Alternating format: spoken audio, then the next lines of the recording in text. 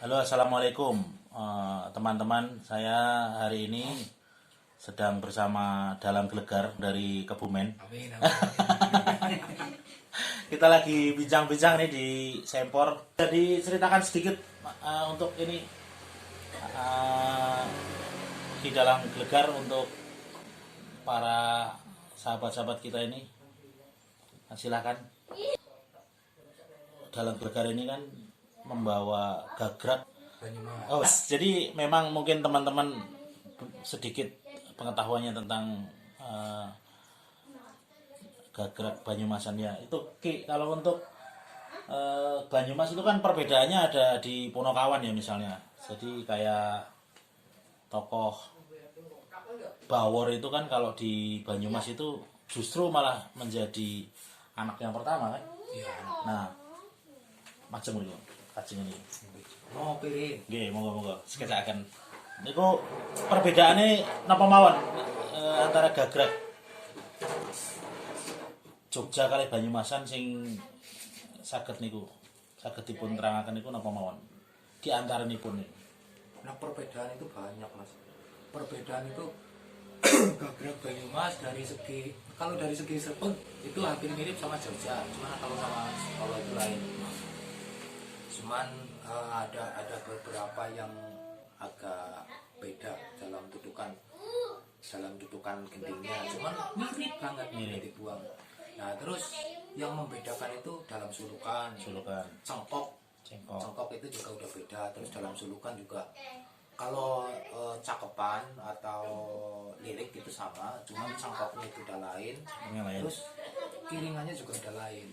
Kalau Jogja kan nggak ada sendol, nggak ada yang diiringi dengan gamelan. Kalau di Banyumas itu kan kebanyakan ya diiringi dengan gamelan.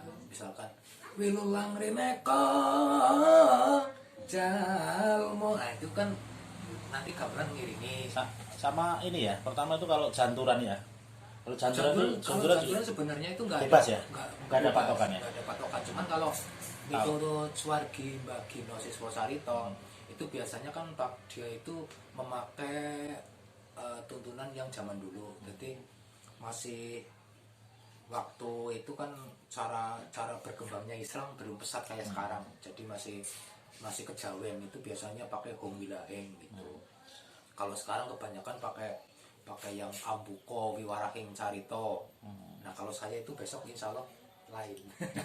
Cuman mirip, cuman lain, ada tambahan kata. Kalau Jogja kan kalau misalnya diambil ini ya, pendeknya itu Suhrep Doto Pitono. Itu kan kalau Suhrep Doto Pitono itu kan dia itu hanya untuk jantur dalam pasewakan. Jadi tapi kalau mau pakai itu langsung juga nggak masalah. Nggak masalah. Cuman kalau saya besok kan, jadi kalau saya itu ambuko murwani kondo, jroning kondo ana carita, jroning carita ana wujud, kondo kandaning dalang, carita ning lelakon, wujude ringgit purwa. Nah, itu nanti kesananya diteruskan. Nah, terus nanti setelah janturan itu selesai sampai ke puncak, maksudnya sampai ke ujung, nanti baru Suhrep Doto Pitono nggih negari Pundito. Nah, itu baru masuk ke janturan. Itu bebas saja ya, bebas ya. Oh, bebas. Itu masuk ke janturan. Nah, kalau Mbak Gino dulu kan pakai Bong Wilaheng awi gena mas tunomo sidem. Itu salam sebenarnya. Nah, iya, salam itu sebenarnya salam. Terus untuk Ponokawan ini kita bahas Ponokawan. Kalau untuk Ponokawan itu perbedaan yang jelas itu kan kalau Bagong itu kan bontot ya. Bontot. Kalau dalam cerita itu di Wetanan Solo Jogja itu bontot, tapi kalau di Banyumas itu barel. Itu persisnya saya juga nggak tahu, Mas. Versinya itu versi aslinya kenapa kok itu jadi barel, di sana kok jadi bontot. Itu persisnya cerita itu saya nggak mengetahui persis. Cuman waktu dulu itu kalau menurut cerita Simbah dulu itu ada cerita yang ceritanya itu dalang zaman penjajahan, itu ada dalang Kiai Panjang Mas sama Nyai Panjang Mas, itu suami istri. Ada geger ceritanya, geger Landa. Nah, itu ceritanya Kiai Panjang Mas itu lari ke timur, ya daerah Solo dan Jogja dan sekitarnya itu dulu ceritanya aslinya orang Mataram, jadi berarti orang Jogja aslinya.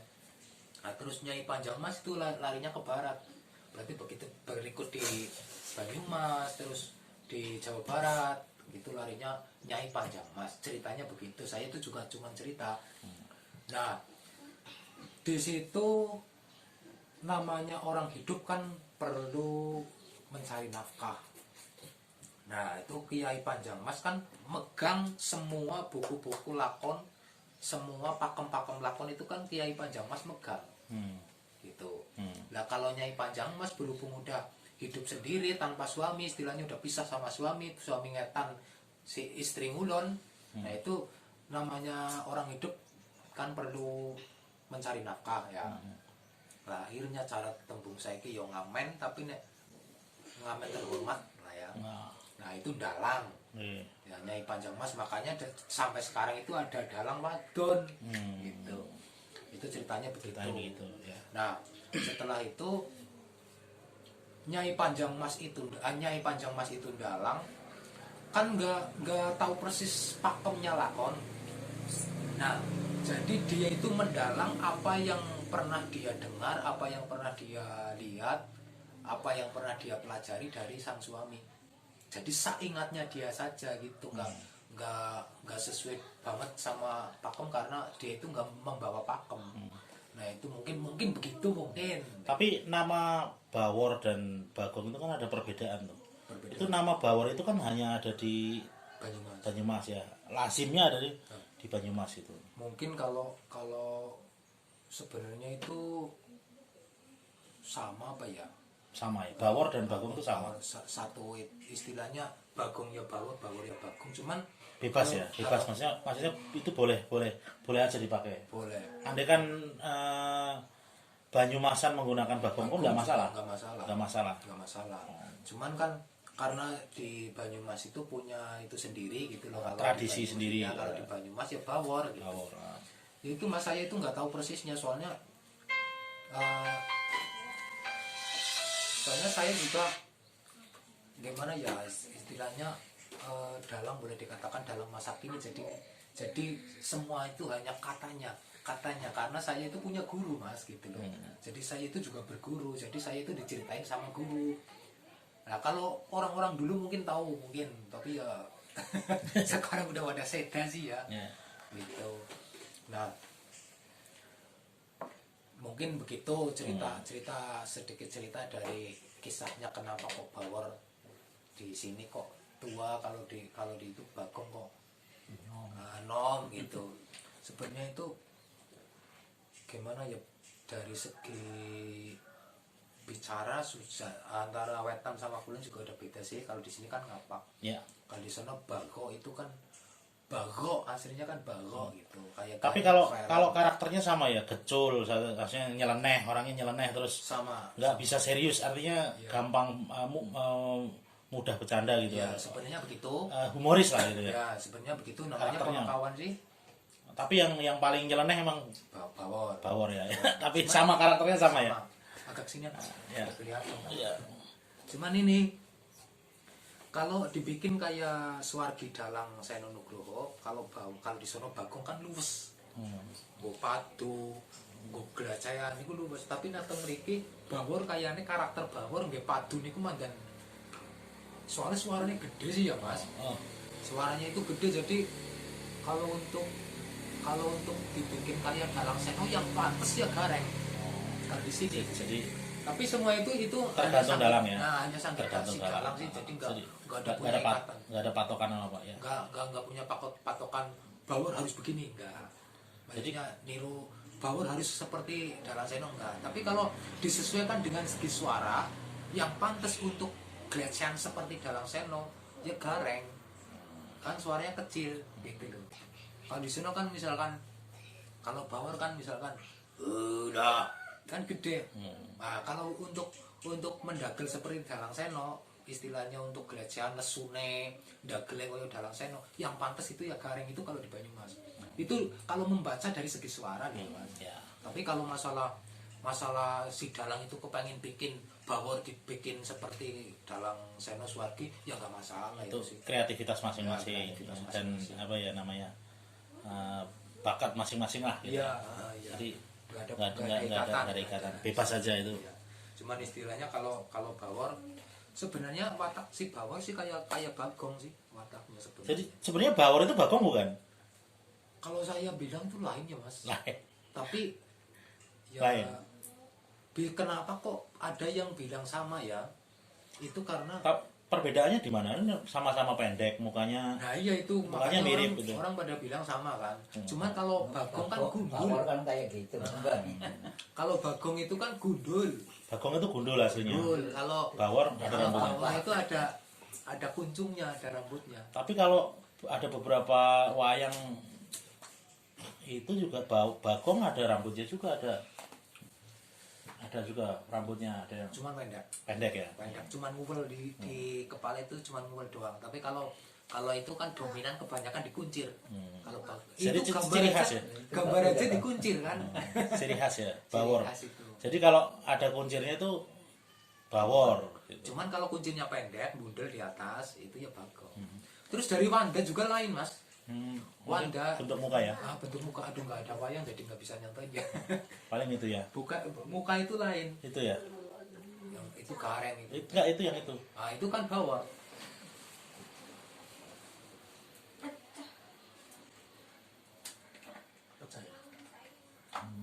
Soalnya sih disondol bocah kebanyakan kayu. Kalau Bawor itu dominan ya mukanya agak lebar.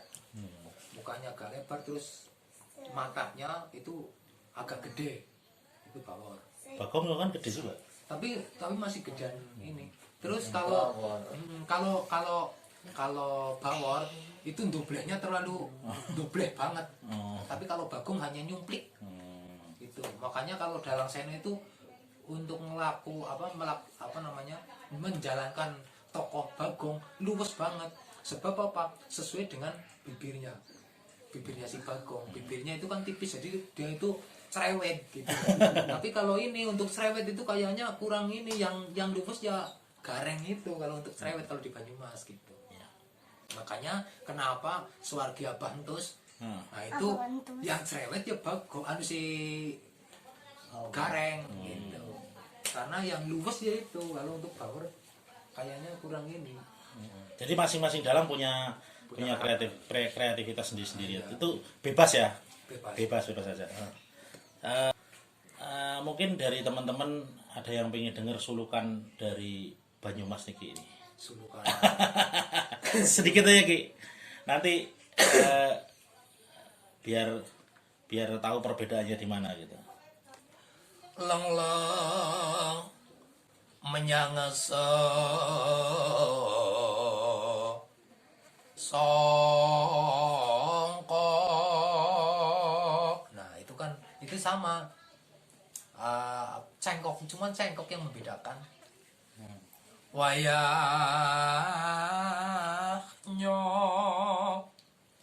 lagi asum marah rinenggo romeng puri. Nah itu jatuhnya sama wilan maksudnya notasi itu sama, cuman cengkoknya di tengah yang beda.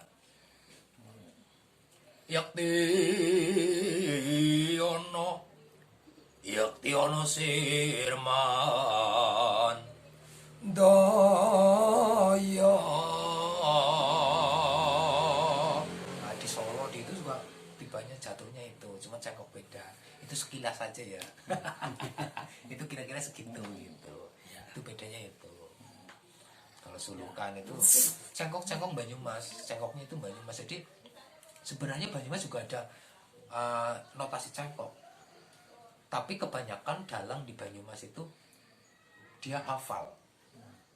Nah, saking hafalnya semua dalang cengkok Banyumas itu cengkok lain-lain. Karena dia itu sebenarnya ada tertulis, cengkok Banyumas itu tertulis. Cuman kan orang-orang dalang-dalang Banyumas itu kan sudah hafal dari segi sulukan itu, terus cengkoknya udah hafal, saking hafalnya dia semua dalang itu pada membuat cengkok gitu. Bagaimana caranya biar kelihatan luas, enak didengar kan gitu. Ciri khas, punya ciri khas ya. Soalnya kalau ngikutin notasi itu lugu, cengkoknya itu lugu.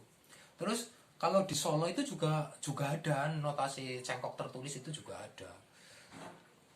Kalau di guru pedalangan, terus di kadang-kadang di apa guru di buku pedalangan, bukan guru pedalangan, di buku pedalangan, terus di buku lakon itu juga ada tuntunan cengkok gitu.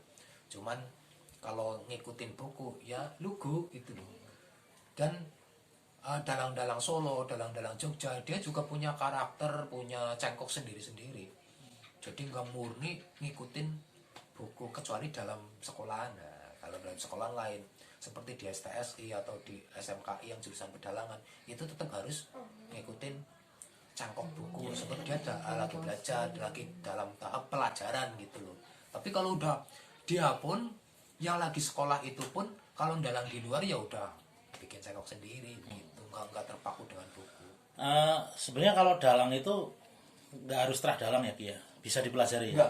Nggak harus terah Jadi dalang. kalau orang sini bilang itu kalau dalang yang bukan terah dalang itu namanya dalang daden. Nah kalau yang terah dalang itu dalang turun. Dalang turun. Nah, kalau dalang daden itu biasanya misalkan kayak jenengan bukan dari nenek moyang, bukan ada darah pedalangan, tapi jenengan bisa dalang. Terus jadi dalang itu namanya dalang daden. Itu biasanya kalau dalang daden nggak boleh ngeluar. Oh gitu. Jadi ada ininya juga, ada kode etiknya. Ada nggak boleh ngeluar, soalnya ya ada ya yang Harus turunan yang pernah kalau dia. membuktikan bukan terah dalang tapi dia berani luat. Nah itu biasanya itu kalau misalkan dia itu nggak kenapa-napa, biasanya tadinya lagi laris-larisnya terus pasarannya gitu hilang gitu. Biasanya begitu. Pokoknya ada aja deh ya bayar gitu. Biasanya ada aja gitu. Hanya menonton dan itu sikut. Kalau Mitro kan anaknya keren Gitu luat. keren kucing luar, pun luar. Terus Mitrone bosan nonton terus nutup. Terus enten sing kadang-kadang ngeruat itu walaupun dia turun dalang itu tergantung pesan dari sing sepuh. Jadi kamu nanti boleh ngeruat kalau setelah umur segini, ada. Kamu nanti boleh ngeruat setelah punya mantu. Kamu nanti boleh ngeruat setelah punya cucu. Nah, kamu sekarang udah boleh ngeruat, tapi nanti yang tanggung jawab saya, gitu ada.